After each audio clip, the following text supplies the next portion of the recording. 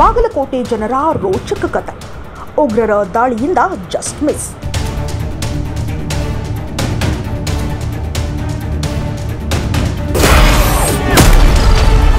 ಗುಡ್ಡ ಕುಸಿತಕ್ಕೆ ಉಳಿಯಿತು ಜೀವ.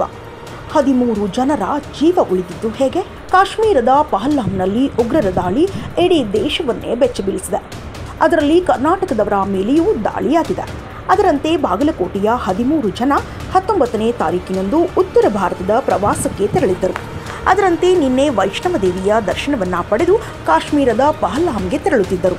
ದಾರಿ ಮಧ್ಯದಲ್ಲಿ ಗುಡ್ಡ ಕುಸಿತದಿಂದಾಗಿ ಟ್ರಾಫಿಕ್ ಜಾಮ್ ಆಗಿದೆ ಮತ್ತು ಅದೇ ಸಂದರ್ಭದಲ್ಲಿಯೇ ಪಹಲ್ಗಾಮ್ನಲ್ಲಿ ಉಗ್ರರ ದಾಳಿಯ ಸುದ್ದಿಯನ್ನ ತಿಳಿದು ಪ್ರವಾಸವನ್ನ ಅಲ್ಲಿಯೇ ಮೊಟಕುಗೊಳಿಸಿದ್ದಾರೆ. ಗುಡ್ಡ ಕುಸಿತವಾಗಿರದಿದ್ದರೆ ಇನ್ನು 2 ಗಂಟೆಯಲ್ಲಿ ಉಗ್ರರ ದಾಳಿಯಾದ ಸ್ಥಳಕ್ಕೆ ಹೋಗುತ್ತಿದ್ದ ಬಾಗಲಕೋಟೆಯ 13 ಜನರ ಪ್ರಾಣಕ್ಕೆ ಕುತ್ತು ತಪ್ಪಿ ಅದೃಷ್ಟವಶಾತ್ ತಪ್ಪಿದಂತಾಗಿದೆ.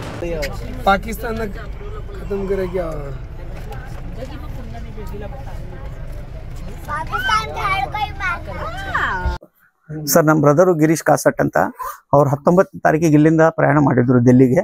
ಡೆಲ್ಲಿಯಿಂದ ವೈಷ್ಣೋದೇವಿಗೆ ಹೋದ್ರು. ವೈಷ್ಣೋದೇವಿಯಿಂದ ಕಟ್ರಾಯಿಂದ ಪಹಲ್ಗಾಮ್ ಹೋಗ್ತಾ ಇರುವಾಗ ಈ ನಮಗೆ ಸುದ್ದಿ ಬಂತು.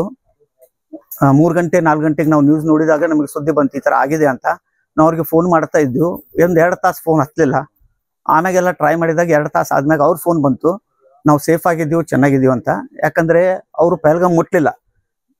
ದಾರಿಯಲ್ಲಿ ಲೈನ್ ಸ್ಲೈಡ್ ಆಗಿ ಅವ್ರಿಗೆಲ್ಲ ನಿಲ್ಲಿಸಿ ಅಲ್ಲೇ ಮಿಲಿಟರಿದವ್ರು ನಿಲ್ಲಿಸ್ಬಿಟ್ರು. ಅಲ್ಲಿಂದ ತಿರ್ಗಾ ರಿಟರ್ನ್ ರಜೌರಿಗೆ ಬಂದರು. ನೈಟು ರಜೌರಿಯಿಂದ ಇವತ್ತು ಬೆಳಗ್ಗೆ 10 ಗಂಟೆಗೆ ಬಿಟ್ಟು ಅಲ್ಲಿಂದ ಈ ಜಮ್ಮುಗೆ ಬರ್ತಾ ಇದ್ದಾರೆ.